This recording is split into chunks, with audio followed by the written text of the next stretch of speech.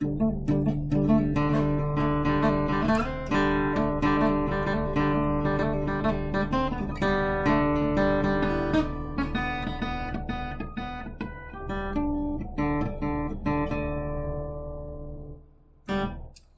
is, May 30th, 2020, 6:45 p.m. This is episode 909. Sorry, I was reading an email. Made me think about the email. I guess I'll think about it. It's from a potential client. Nothing bad, nothing like that. I am going to be out of town for the next few days, starting tomorrow. I'll be back on Thursday. I will still post videos and cartoons and everything, but there will not be any guitar in those things, in case you only come here for the guitar.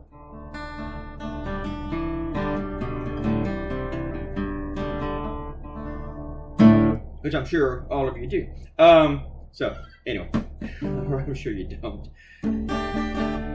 So today with the way things are going right now, and so much just happening, and everything is terrible. It's a really dark time in our country. It's really hard to focus on what angle to go for, which part of the topic to go for. When it started off as something like, well, I got to do this today, and it turns into, I got to do this every day, kind of like the coronavirus, but this won't last as long, but it will come back again and again, because this subject always comes back in this country, because the United States is a very, very racist fucking country. You don't believe me? Okay.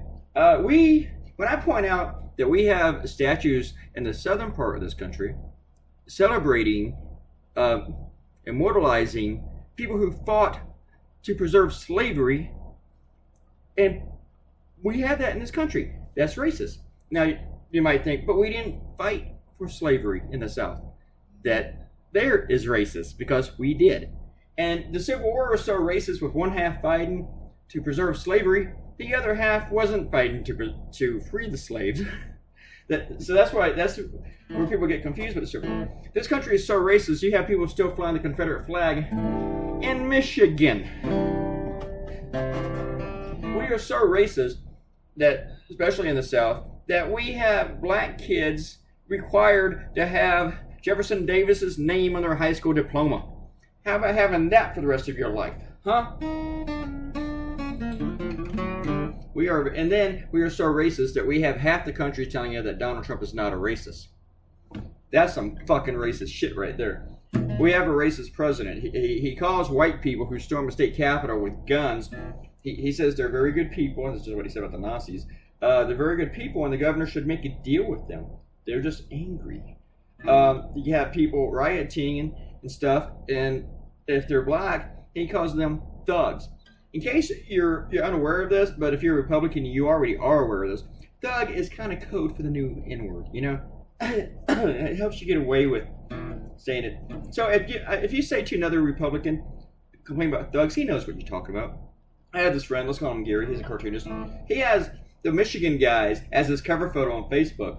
And then he made this post about people rioting and looting and stealing plasma TV so they can watch Beyonce and Jay-Z. And then he's like later arguing with somebody, because I didn't go in there and dive into this shit, but it kind of sticks in my head. But I read his page to understand where they're coming from. But he's arguing with somebody like stealing the plasma TV to watch Beyonce and Jay-Z wasn't racist. You know?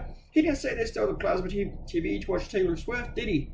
No. So, but our country is so racist, he doesn't understand how racist he is. He doesn't know how racist he is.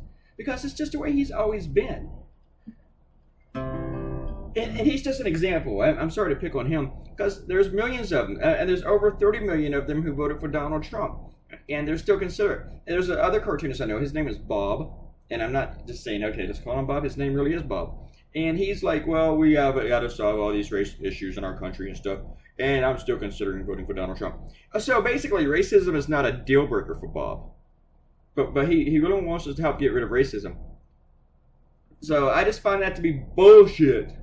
So if you can vote for Donald Trump, you're not trying to help us end racism, because racism isn't a deal breaker for you. So anyway, shout outs. Robert Coutinho came in, said yesterday's cartoon brings tears to his eyes, but not tears of laughter. That is true. That cartoon did well too. Ran in the Winnipeg Free Press today, and lots of other places. And Fran came in. Hey Fran, is this your first shout out? Thank you for coming by, leaving a comment. And she just wrote, "Love it. I love you, Fran. I love you so much." I love you too, Robert Coutinho. Yeah, there's your cartoon. I published this one kind of late today, like around 10:30 or 11, because I started late. It took a while to draw. Thank you for leaving comments. If you leave a comment, I will say your name here on the video, in the next video.